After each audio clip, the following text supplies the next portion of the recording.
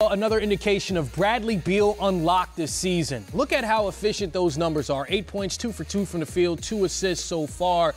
There's a game last week against the Orlando Magic in which he was the only starter in double figures. He had 40 points against Charlotte. They lost. He's had 4 40-point games this season.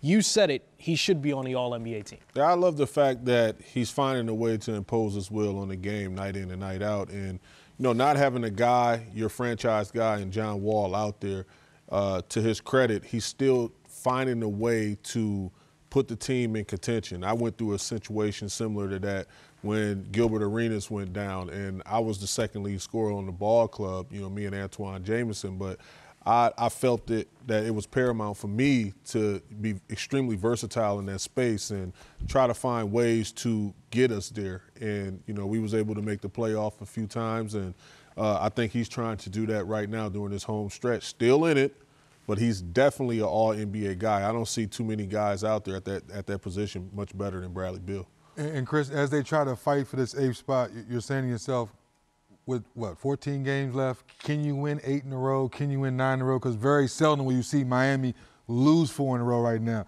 When Brooklyn Nets lost 2, they came back and won 4 in a row. So it's like right now it's tough to see. Hard to keep pace. It's hard to keep pace with 6, 7, and 8 because I don't see Detroit losing 5 in a row. When they lost 3 in a row, I think it was like last month, they came back and won 7 in a row. So it's like this point in the season is so hard for Bradley to play so well to elevate everyone else. And you're hoping someone else in those other seeds lose some so you can catch that ground. A lot of ground to make up, but this team has really flipped this season. Otto Porter now playing for Chicago Bulls, but Kelly Oubre. Let me say that. What if they had made the trade earlier instead of waiting close to the trade deadline where now it looks like the trade is desperate? Or if you're believing that if you're ready to make a move, why not make that move in December, early January? If you already know you're not going to play Kelly, you know he's up and he's young and he's going to need a big contract, you know you want to make this Trevor Ariza trade, make it earlier. So now it gives Bradley Beal more time. You already knew John Wall was hurt. So that's what I'm saying. Now if you give Bradley Beal more time, now that chance of catching somebody makes more sense in January versus the last 2 weeks in April. I think Ernie Grunfeld is a guy that always practiced patience. And you see that, you know, with teams of the past. You know, they stay together because he believes in, you know, the longevity of the experiment.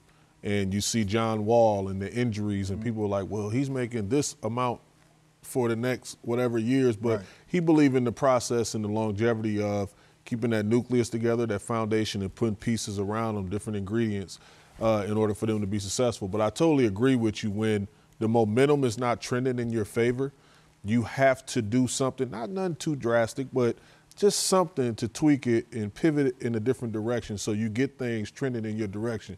And last but not least, like, I would love to see the future Hall of Famer, my guy, Dwight Howard, on the sideline, on the bench, talking to these guys because he has a wealth of knowledge that he can share, and you very seldomly see him over there.